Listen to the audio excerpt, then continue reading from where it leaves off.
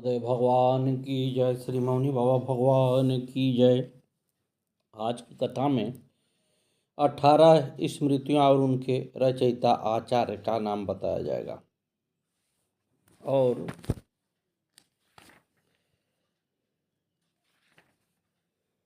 श्री सुमंत जी का चरित्रों का वर्णन किया जाएगा। वृद्धावस्था अपनी कांपती और झुकी गर्दन को संभाल ही रही थी कि तब तक मृत्यु ने आकर पूछा, क्यों डर रही हो बहन? झुककर मेरी दृष्टि से तुम बच तो नहीं सकती। जीवन में एक बार हमारा तुम्हारा मिलन तो निश्चित ही है। इसे तो संसार का कोई व्यक्ति नहीं टाल सकता। तुम ही उससे कैसे बच सकती हो?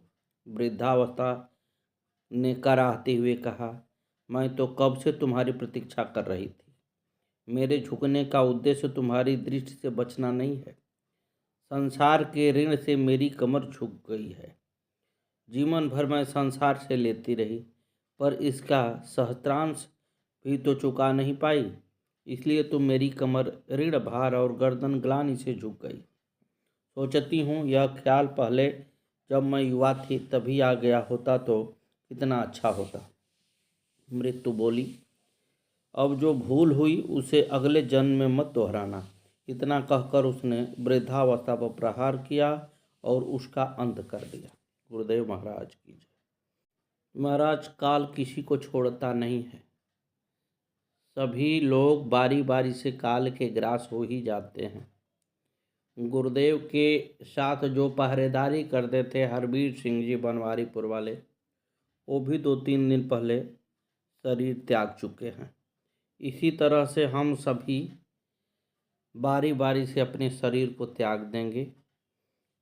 हमको चाहिए कि जितना हो सके धर्म का कार्य करें जो लेके जाना है, अन्यथा शरीर त्यागना सत्य है।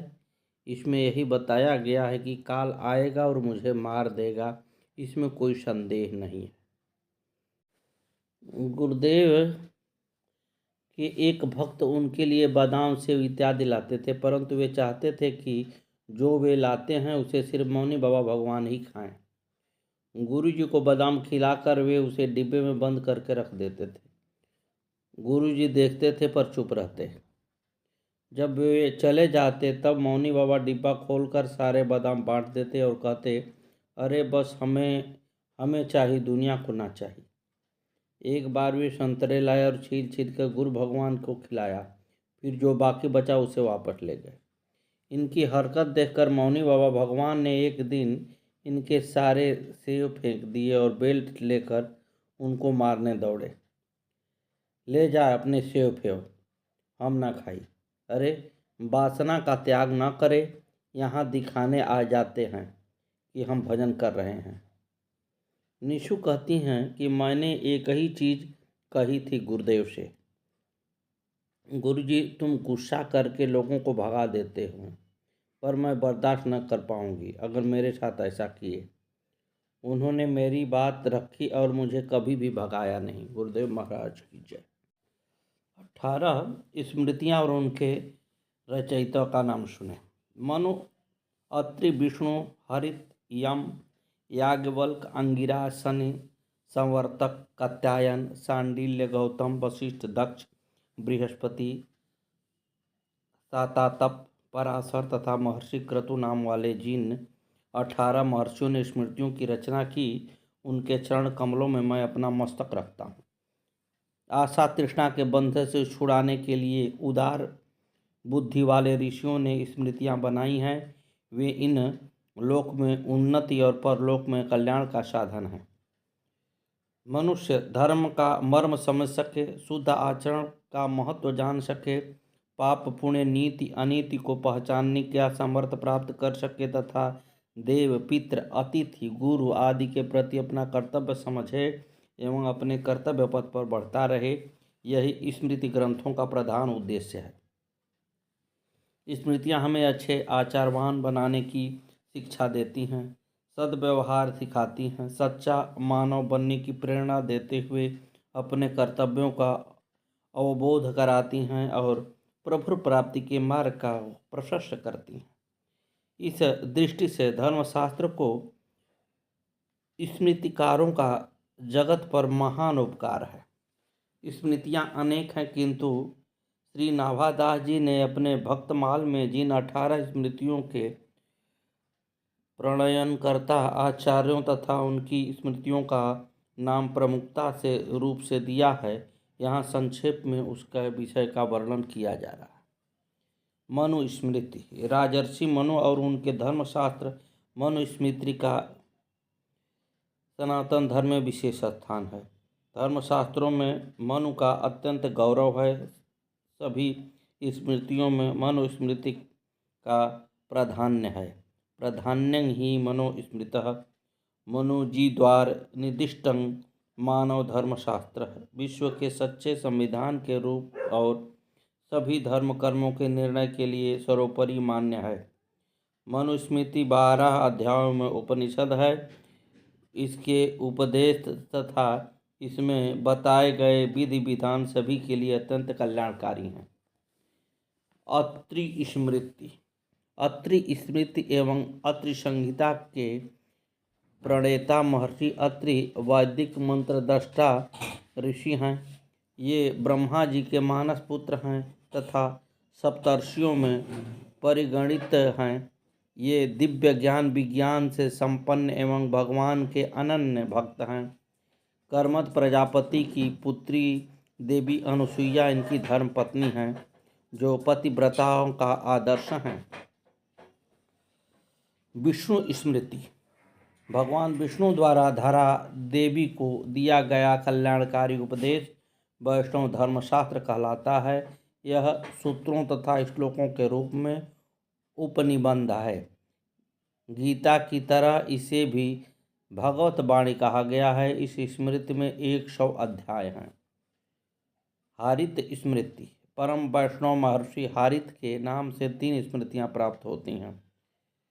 हारित स्मृति, लघु हारित स्मृति तथा बृहद हारित। महाभारत में हारिजत जी के नाम से हारित गीता भी प्राप्त होती है। उनके उपदेश बड़े ही कल्याणकारी हैं। महर्षि हारित भगवान विष्णु के अनन्य उपासक थे।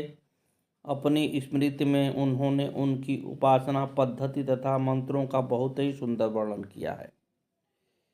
यम स्मृति। यमराज यम भगवान सूर्य और देव संज्ञा के पुत्र हैं। ये जीवों के कर्मों के साक्षी, उनका विनमन करने वाले होने के कारण यम तथा धर्म रूप होने के कारण धर्म या धर्मराज कहलाते हैं। जीवों को उनके कर्मानुसार अच्छा बुरा फल प्रदान कर उन्हें शुद्ध एवं पवित्र बनाना तथा भगवान के मार्ग में प्रवृत्त कराना यमराज यम का मुख्य कार्य है। इन्होंने भगवान नाम महिमा को कल्याण का अत्यंत सुगम उपाय बताया है। इनकी 3 स्मृतियाँ प्राप्त होती हैं। यम स्मृति, लघु यम स्मृति और बृहद यम स्मृति। प्रधान रूप से तीनों स्मृतियों ने प्रायश्चित संबंधी विधान निरूपित है। याज्ञवल्क स्मृति। राम कथा के प्रवक्ता महर्षि याज्ञवल्क जी महान योगी, आध्यात्मवेत्ता तथा धर्म के निगूढ़ तत्व का ज्ञान रखने वाले आचार्य हैं। ये उच्च कोटि के भगवत भक्त हैं। स्मृतिकारों में याज्ञवल्क जी का स्थान बहुत ही विशिष्ट है। याज्ञवल्क स्मृति, योगी याज्ञवल्क स्मृति, बृहद योगी याज्ञवल्क स्मृति आदि स्मृतियाँ उनके नाम से विख्यात हैं। याज्ञवल्क स्मृति में आचार व्यवहार और प्रायश्चित नाम 3 अध्याय हैं और अध्यायों के अंतर्गत अनेक प्रकरण हैं। अंगिरा स्मृति। महर्षि अंगिरा ब्रह्मा जी के पुत्र हैं। कर्मद ऋषि की पुत्री श्रद्धा इनकी धर्मपत्नी है। देवगुरु बृहस्पति, उतथ्य तथा सर्वत इनके पुत्र हैं और सिनीवाली, कुहू, राका तथा अनुमति इनकी 4 दिव्य कन्याएं हैं। महर्षि अंगिरा अथर्ववेद के प्रवर्तक हैं, इसलिए ये अथर्वा भी कहलाते हैं। इनकी गणना सप्तऋषियों में है। इनके जीवन दर्शन का सार यही है कि परात्पर पुरुषोत्तम को तत्वतः जान लेने पर इस जीवात्मा के हृदय की गांठ खुल जाती है, संपूर्ण संशय कट जाता है और समस्त शुभाशुभ कर्म नष्ट हो जाते हैं। इसी बात को उन्होंने मुंडकोपनिषद में महाशाल शौनक जी को बताया है। भिद्यते हृदय ग्रंथि छिद्यते सर्व संशया क्षीयन्ते ताश्च कर्माणि तस्मिन् दृष्टे परावरे। इनके नाम से 2 स्मृतियाँ प्राप्त होती हैं। इनमें मुख्य रूप से गृहस्थ आश्रम के सदाचार, गौसेवा, पंचमहायज्ञ तथा प्रायश्चित विधान का वर्णन है। शनैश्च स्मृति। शनि या शनैश्चर भगवान सूर्य के पुत्र हैं। श्री नाभादास जी ने इनका धर्मशास्त्रकारों में परिगणन की है। संवर्तक स्मृति। आध्यात्मिक शक्ति संपन्न तथा अध्यात्मवेत्ताओं और धर्माचरण के स्वरूप का प्रतिपादन करने वालों में महात्मा सर्वत्र विशेष रूप से परिगणनीय है। ये महर्षि अंगिरा के पुत्र और देवगुरु बृहस्पति के छोटे भाई हैं। इनका उदात्त चरित्र वेद, इतिहास, पुराण तथा महाभारत में विस्तार से आया है। भगवान के भक्तों तथा भक्ति के आचार्यों में इनकी बड़ी प्रतिष्ठा है। ये परम शिव भक्त, गायत्री के महान उपासक, भक्तों के परम उपास्य तथा मंत्र दृष्टा वामदेव, मार्कंडेय आदि ऋषियों के परम गुरु हैं। पुराणों, इतिहास ग्रंथों में वर्णित है कि ये अवधूत वेश में गुप्त रीति से भगवत ध्यान में निमग्न हो सर्वत्र विचरण किया करते हैं और भगवान विश्वनाथ की नगरी काशीपुरी इन्हें अत्यंत प्रिय है। इनकी बनाई हुई संवर्तक स्मृति यद्यपि संक्षिप्त है, किंतु इनके उपदेश बड़े ही उपादेय तथा कल्याणकारक हैं। इस स्मृति में वर्णाश्रम धर्म, प्रायश्चित, गायत्री जप तथा दान की महिमा विशेष रूप से बताई गई है। कात्यायन स्मृति। महर्षि कात्यायन का अत्यंत प्राचीन धर्मशास्त्रकारों में परिगणन है। प्राचीन भारतीय व्यवहार एवं व्यवहार विधि के नियमों में तथा स्त्री धन की मीमांसा में महर्षि कात्यायन के वचन अत्यंत प्रमाणित माने गए हैं। परवर्ती सभी निबंधकारों ने इनके वचनों का उद्धृत किया है। शांडिल्य स्मृति। परम भागवत ऋषि शांडिल्य जी भक्ति के आचार्य हैं। इनका भक्ति सूत्र आदि प्रसिद्ध है। इनके अनुसार भगवान में परम अनुराग ही भक्ति है। सा परानुरक्तिरीश्वर है। इन्होंने भगवत जन को ही सबसे बड़ा कल्याणकारक बताया है। क्षेममात्मैतं विप्रा हरे भजन में वही। आचार्य जी भगवान का सर्वोपरि गुण बताते हुए कहते हैं कि मुख्यतस्त ही कारणम, अर्थात भगवान का मुख्य गुण है करुणा या दयालु। इनका धर्मशास्त्रीय ग्रंथ शांडिल्य स्मृति वैष्णव की परम आचार संहिता है। गौतम स्मृति। महर्षि गौतम वर्तमान वैवस्वत मनवंतर के सप्तऋषियों में एक ऋषि हैं। वे ब्रह्मा जी के मानस पुत्र हैं। देवी अहिल्या इनकी पत्नी हैं। महर्षि गौतम के नाम से एक धर्मसूत्र तथा एक स्मृति प्राप्त होती है। गौतम स्मृति में मुख्य रूप से धर्माचरण की महिमा, पंचयज्ञ, गो महिमा, अपाध्व भोजन विधि, तीर्थ महिमा तथा भगवत की महिमा वर्णित है। वशिष्ठ स्मृति। क्षमा, धर्म, आचार, निष्ठा के परमादर्श वशिष्ठ वैदिक मंत्र दृष्टा ऋषि हैं। आप ब्रह्मा जी के मानस पुत्र हैं। आपकी पत्नी देवी अरुंधति पतिव्रताओं की आदर्श हैं। ये भगवान श्री राम के गुरु रहे हैं तथा उनके परम भक्त भी हैं। भगवत भक्तों में आपकी प्रथम गणना होती है। आपकी गो सेवा और गो भक्ति प्रसिद्ध ही है। आपकी धर्मशास्त्री तथा आचरण संबंधी मर्यादाएं वशिष्ठ धर्मसूत्र तथा वशिष्ठ स्मृति में उपनिषद हैं। धर्माधर्म तथा कर्तव्यकर्ता के निर्णय में वशिष्ठ जी के वचनों का विशेष गौरव है। दक्ष स्मृति। दक्ष स्मृति के निर्माता प्रजापति दक्ष ब्रह्मा जी के पुत्र हैं। मनुपुत्री प्रसूति इनकी धर्म भार्या थी। शंकर पत्नी भगवती सती इन्हीं दक्ष की पुत्री हैं, इसलिए ये दक्षायणी भी कहलाती हैं। प्रजापति दक्ष भगवान विष्णु के अनन्य भक्त और उनके कृपा पात्र हैं। 7 अध्यायों में उपनिषद दक्ष स्मृति में मुख्य रूप से गृहस्थ धर्म, सदाचार एवं अध्यात्म योग ज्ञान निरूपित है। बृहस्पति स्मृति। आचार्य बृहस्पति देवों के भी गुरु हैं। वे वाणी, बुद्धि एवं ज्ञान के अधिष्ठाता तथा महान परोपकारी हैं। ये महर्षि अंगिरा के पुत्र हैं। इनकी बनाई स्मृति संक्षिप्त होने पर भी बड़ी ही उपयोगी है। इनमें मुख्य रूप से भूमिदान एवं गोदान की और भगवत भक्ति की महिमा आई है। सतासत्पर स्मृति। महर्षि याज्ञवल्क्य ने विशिष्ट धर्मशास्त्रकारों में महर्षि सातातप जी का उल्लेख किया है। ये महर्षि सरभंग के गुरु हैं। इन्होंने अनेक प्रकार के तपों का अनुष्ठान किया तथा तप करते करते ये अत्यंत क्षीणकाय हो गए थे, इसलिए ये सतातप कहलाते हैं। कर्म विपाक मीमांसा के लिए यही सर्वाधिक प्रमाण माने गए हैं। इनके नाम से 3 स्मृतियाँ प्राप्त होती हैं: लघु सतातप, वृद्ध सतातप तथा सतातपीय कर्म विपाक संहिता। मुख्य रूप में इनमें पातक, उपपातक, महापातों का निरूपण तथा उनका प्रायश्चित वर्णित है। पराशर स्मृति। कलौ पराशर स्मृति। इस वचन के अनुसार कलयुग में महात्मा पराशर जी का कहा हुआ धर्म विशेष मान्यता प्राप्त है। पराशर जी कृष्ण द्वैपायन श्री वेद व्यास जी के पिता हैं। विष्णु पुराण इन्हीं की रचना है। पराशर स्मृति में 12 अध्याय हैं। इन्हीं के नाम से एक बृहद पराशर स्मृति भी प्राप्त होती है। क्रतु स्मृति। महर्षि क्रतु ब्रह्मा जी के मानस पुत्र हैं। ये धर्मज्ञ, सत्यवादी और व्रतपरायण महात्मा हैं। बालखिल्य ऋषिगण इन्हीं महर्षि के पुत्र हैं।